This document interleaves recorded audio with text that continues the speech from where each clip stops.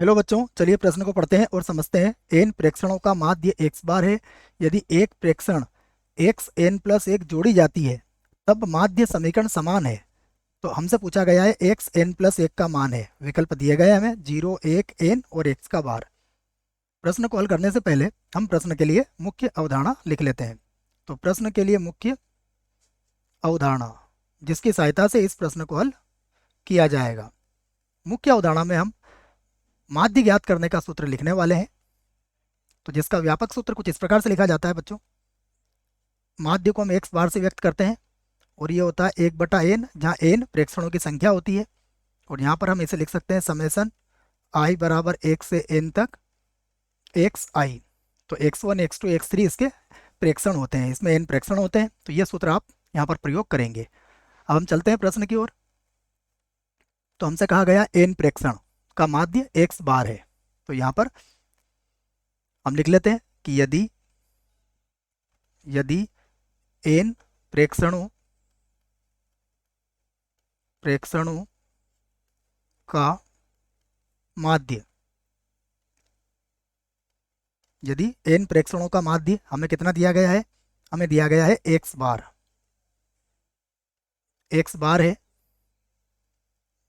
जहां n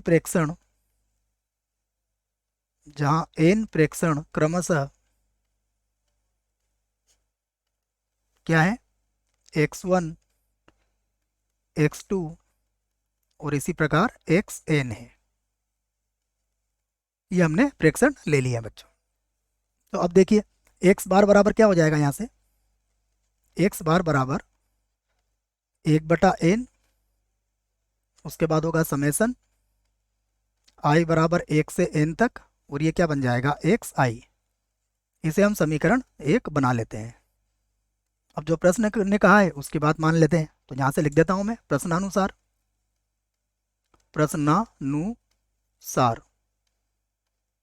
जैसा हमसे प्रश्न ने कहा है। हमसे कहा है कि देखिए हमने क्या करा है, उसमें एक्स एन प्लस एक जोड़ दिया है, एक और प्रेक्षण हमने जोड़ दिया है। ठीक है, तो हमारा नया माध्य आ जाएगा। तो यहाँ लिख सकते हैं हम नया माध्य। तो नया माध्य देखिए कितना हो जाएगा। अब इसमें कितने प्रेक्षण हो जाएंगे, इसमें प्रेक्षण हो जाएंगे n+1, ये हमारे पास हो जाएगा। उसके बाद यहाँ से लेते हैं हम समेसन i बराबर, ये हो जाएगा हमारे पास, एक बड़ा कोष्ठक को लगा लेता हूँ बच्चों, i बराबर 1 से n तक और xi। ये तो हमारे प्रेक्षण थे हमारे पास। इसमें हमने कितना एक और कौन सा प्रेक्षण जोड़ दिया है, इसमें x n+1 प्रेक्षण हमने इसमें और जोड़ दिया है। और प्रश्न ने क्या कहा है, देखो उसने कहा है कि जो नया माध्य होगा तब माध्य समीकरण समान होगा, अर्थात जो नया माध्य होगा वो भी हमारा x बार के ही बराबर होगा। तो यहाँ से जो नया माध्य है उसको फिर से हम x बार लिख सकते हैं।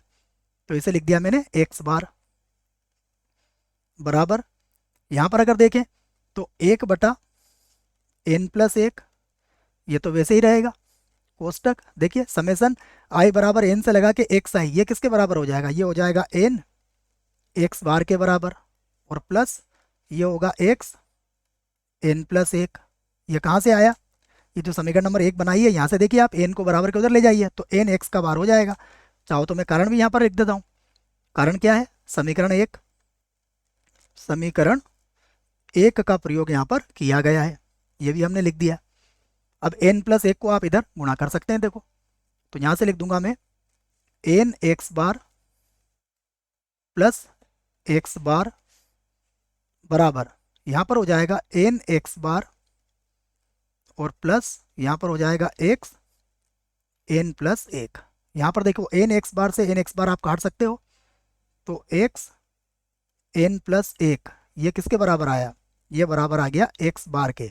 और यही तो हमारा उत्तर है। तो हमारा उत्तर आ चुका है, यहाँ पर लिख देता हूँ मैं उत्तर। ये हमारा उत्तर है बच्चों। विकल्प की तरफ चलते हैं। देखो तो विकल्प क्या मिलेगा आपको, ये 0, ये 1, ये n और ये x बार। तो ये हमारा इस प्रश्न के लिए सही उत्तर होगा बच्चों। आशा करता हूँ प्रश्न का उत्तर समझ में आया होगा। धन्यवाद।